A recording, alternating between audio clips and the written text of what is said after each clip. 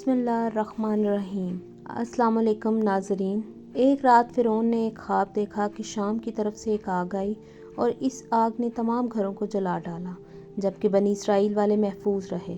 دہشت کے عالم میں بیدار ہونے کے بعد فرعون نے تمام کاہنوں اور نجومیوں کو جمع کر کے اپنا خواب بیان کیا۔ نجومیوں نے اسے بتایا کہ بنی اسرائیل میں ایک بچہ پیدا ہوگا جو فرعون کی بادشاہت کو ختم کرے گا۔ بنی اسرائیل کے یہاں بھی شروع سے ہی بات مشہور تھی، لہٰذا اس خواب کے بعد وہ مزید فکر مند ہو گیا اور اس نے حکم جاری کر دیا کہ بنی اسرائیل میں پیدا ہونے والے تمام لڑکے قتل کر دیے جائیں۔ اس حکم کے مطابق فرعون کے خواری اور اس کے سپاہیوں نے ہر ممکن قدم اٹھایا تاکہ کوئی بھی نومولود بچہ زندہ نہ بچ پائے، لیکن اللہ کے فیصلے اٹل ہوتے ہیں۔ دیکھتے ہی دیکھتے بنی اسرائیل کے ہزاروں نومولود بچے ذبح کر دیے گئے۔ ان دنوں حضرت موسیٰ علیہ السلام کی والدہ اپنے حمل کے ابتدائی دنوں میں تھیں۔ اللہ نے ان کی حفاظت کا سامان اس طرح فرمایا کہ ان کی والدہ پر معمول کے مطابق حمل کے آثار ظاہر نہیں ہوئے، جن سے آپ فرعون کی چھوڑی ہوئی دائیوں کی نگاہ میں نہ آئیں۔ انہوں نے اس بات کو چھپائے رکھا یہاں تک کہ پیدائش کا وقت قریب آ پہنچا اور انہوں نے بچے کو جنم دے دیا۔ اس بارے میں سوائے قریبی لوگوں کو کوئی اور نہیں جانتا تھا۔ نجومیوں نے فرعون کو اطلاع دی کہ بچہ پیدا ہو چکا ہے۔ اس اطلاع نے فرعون کو بدحواس کر دیا۔ اس کے سپاہیوں نے گھر گھر تلاشی شروع کر دی۔ حضرت موسیٰ علیہ السلام کی والدہ سخت پریشان تھیں۔ 3 مہینے تک انہوں نے حضرت موسیٰ علیہ السلام کو چھپا کر رکھا، لیکن زیادہ عرصہ تک بچے کو شاہی جاسوسوں کی نظر سے چھپانا ناممکن تھا۔ پھر بھی وہ اپنی پوری کوشش کرتی رہیں، یہاں تک کہ ان کے پاس اللہ کا حکم آ گیا۔ یہ حکم اللہ نے ان کے دل میں ڈالا تھا۔ حضرت موسیٰ علیہ السلام کی والدہ کے دل میں خیال آیا کہ تابوت کی طرح ایک صندوق بنایا جائے اور اس بچے کو اس صندوق میں رکھ کر دریائے نیل کے بہاؤ پر چھوڑ دیا جائے۔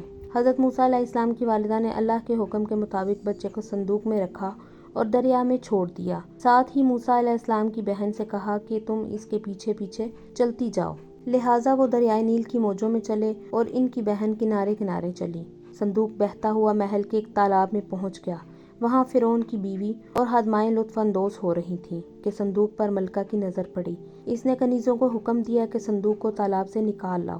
جب صندوق کھولا گیا تو اس میں ایک حسین اور تندرست بچہ آرام سے لیٹا ہوا تھا۔ ملکہ بہت خوش ہوئی، اس کی آنکھوں میں ممتا اتر آئی۔ شفقت و محبت سے بچے کو گود میں لے لیا۔ ملکہ نے سوچا کہ اس بچے کو بیٹا بنا کر پالنا چاہیے۔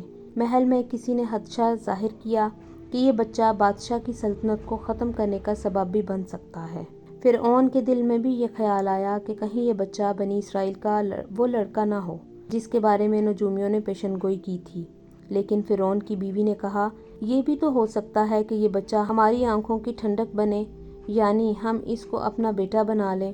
اس پر فرعون نے کہا، یہ صرف تیری آنکھوں کی ٹھنڈک ہے، میری نہیں۔ میں نہیں چاہتا بنی اسرائیل کا کوئی بچہ میری نگرانی میں پلے، لہٰذا یہ صرف تیری ہی آنکھوں کی ٹھنڈک ہے۔ حضرت ابن عباس رضی اللہ عنہ فرماتے ہیں کہ اگر فرعون یہ بات کہہ دیتا کہ یہ میری بھی آنکھوں کی ٹھنڈک ہے تو اللہ تعالیٰ اسے بھی ہدایت دے دیتا۔ ملکہ نے اس بچے کا نام موسیٰ رکھا، جس کے معنی ہے وہ شخص جو پانی سے نکالا گیا ہو۔ بچے کو جب محل میں لے جایا گیا تو اس نے دودھ کے لیے رونا شروع کر دیا۔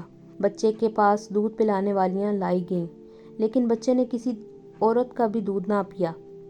جو عورت بھی آپ کو دودھ پلانے کی کوشش کرتی ناکام ہو جاتی۔ ادھر موسیٰ علیہ السلام کی بہن دور کھڑی یہ سب دیکھ رہی تھیں۔ موسیٰ علیہ السلام کی بہن نے فرعون کی بیوی سے کہا، کیا میں تمہیں ایسا گھر نہ بتاؤں جو اس بچے کے تمہارے لیے پرورش کرے اور اس بچے کی خیر خواہ ہو، اس لیے کہ وہ ایک غریب گھرانہ سے ہے۔ جب انہیں معلوم ہوگا کہ یہ بچہ فرعون کے گھر سے آیا ہے تو انہیں انعام و اکرام ملنے کی امید رہے گی۔ اس گھر میں نیک سیرت خاتون ہے اور اس بچے کو بخوشی دودھ پلانا قبول کرے گی۔ فرعون کی بیوی نے کہا، چلو ٹھیک ہے، لہٰذا آپ کی بہن انہیں گھر لے کر آئی۔ محترمہ نے بچے کو دودھ پلایا تو آپ نے فوراً دودھ پینا شروع کر دیا۔ اب چونکہ بچے نے کسی اور کا دودھ پینا قبول نہیں کیا تھا، اس لیے وہ خود بچے کو لے کر آتے تھے۔ اس طرح موسیٰ علیہ السلام کی والدہ کا بے حد احترام ہونے لگا۔ یوں حضرت موسیٰ علیہ السلام شاہی محل میں پرورش پا کر جوان اور توانا ہو گئے۔ لہٰذا اللہ نے آپ کو نبوت کے منصب پر فائز کیا۔ آپ نے بنی اسرائیل کو فرعون سے آزادی دلائی اور مصر سے نکل گئے۔ فرعون بنی اسرائیل کو ختم کرنے کے لیے لشکر لے کر روانہ ہوا۔ جب بنی اسرائیل بحر احمر کے قریب پہنچے تو اللہ نے ان کے لیے دریا کے بیچ سے راستہ کھول دیا۔ یہ وہی موقع تھا جب فرعون کا وہ خواب پورا ہونے والا تھا اور اس کی بادشاہت اور لاؤ لشکر تباہ و برباد ہونے والا تھا۔ بنی اسرائیل تو سمندر کے پار چلے گئے، مگر جب فرعون اپنے لشکر سمیت اس کے پیچھے گیا تو سمندر کا یہ راستہ بند ہو گیا اور وہ اپنے لشکر سمیت اس سمندر میں غرق ہو گیا۔ ویڈیو پسند آئے تو ویڈیو کو لائک کر دیں اور مزید اس طرح کی ویڈیوز دیکھنے کے لیے چینل کو سبسکرائب بھی کر دیں۔ ملتے ہیں نیکسٹ ویڈیو میں۔ اللہ حافظ۔